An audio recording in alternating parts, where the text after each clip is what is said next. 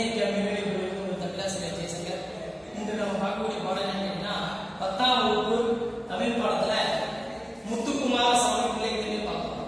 முத்துக்குமாரசாமி பிள்ளை தமிழ் அப்படிங்கிற நூலை எழுதியவர் குமரகுருபரர். இளம் வயதிலேயே ஊமையாக இருந்தவர் குமரகுருபரர்.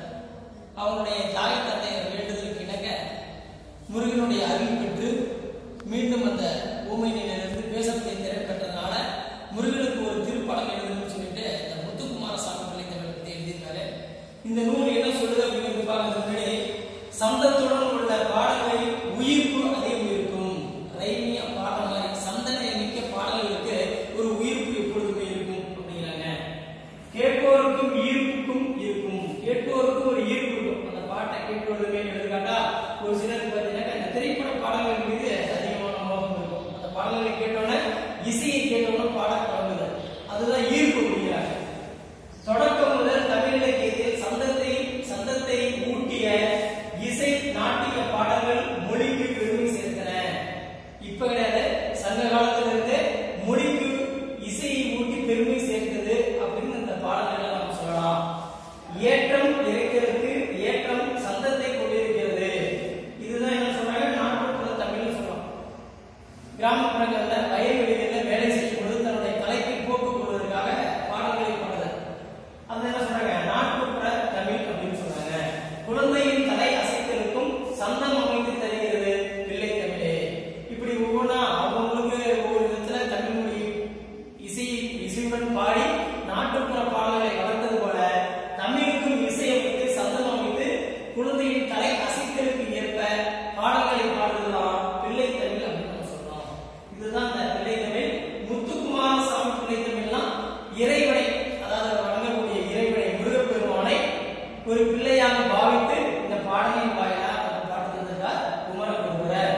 இந்த நூலை பற்றி பார்த்தோம்னா குமரகுருபரர் இயற்றிய முத்துக்குமாரசாமி பிள்ளை தமிழில் பரந்தாரிய இந்த நம்ம வந்து மனப்பாடப்பது முத்துக்குமாரசாமி பிள்ளை தமிழ் செங்கீரை பருவத்தின் எத்தனாவது பாடல்கள் அப்படின்னு ஒரு கேட்பாங்க. 8வது பாடல். எத்தனாவது பாடல்? 8வது பாடல். இது 96 வகை சிற்றிலக்கியங்களுள் ஒன்று. இந்த முத்துக்குமாரசாமி பிள்ளை தமிழ் டேஸ் வகை சிற்றிலக்கியங்கள் 96 வகை சிற்றிலக்கியங்கள் ஒன்று இந்த பிள்ளை தமிழ். இறைவனையோ தலைவனையோ அரசனையோ பாட்டுடை தலைவனாக கொண்டு அவரை குழந்தையாக கருதி பாடுவர். யார் யார? இறைவனையோ அல்லது தலைவனையோ அல்லது அரசனையோ யாரையாவது ஒருத்தர் பாட்டுடை தலைவனாக வைத்து அவங்களுக்கு பாடல்கள் எழுதுவது. அது எவ்வாறாக குழந்தையாக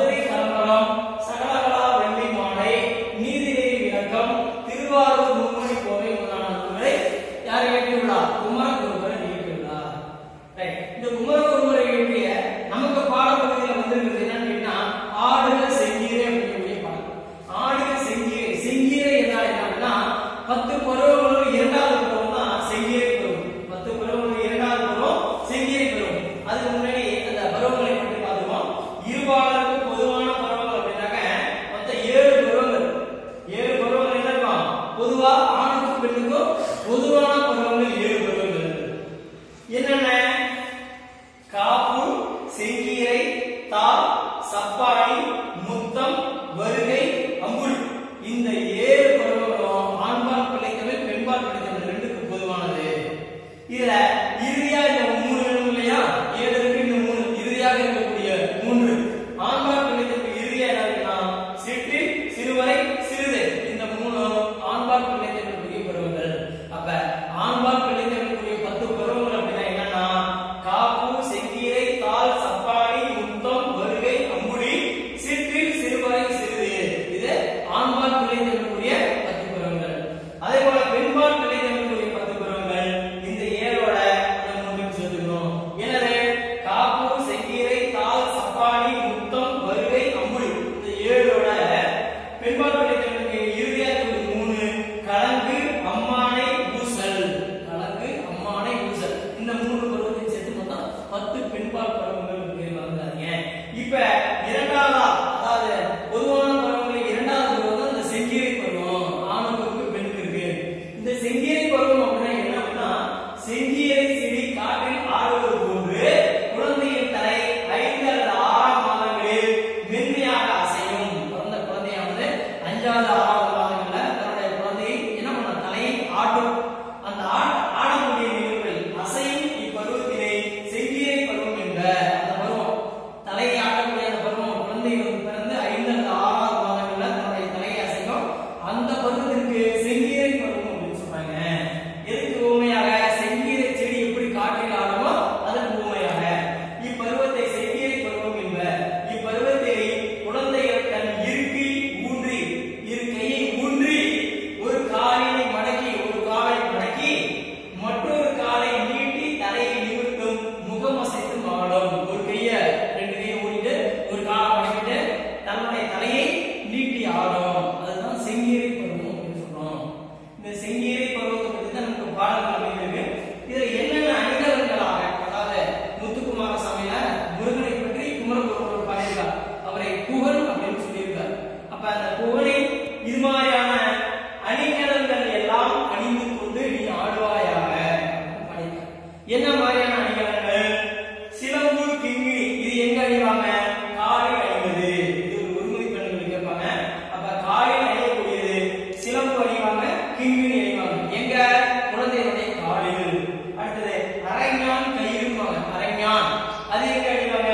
இடுப்பில் அணிவது. சுட்டி எங்க அணிவாங்க? வெற்றியில் அணிவது சுட்டி.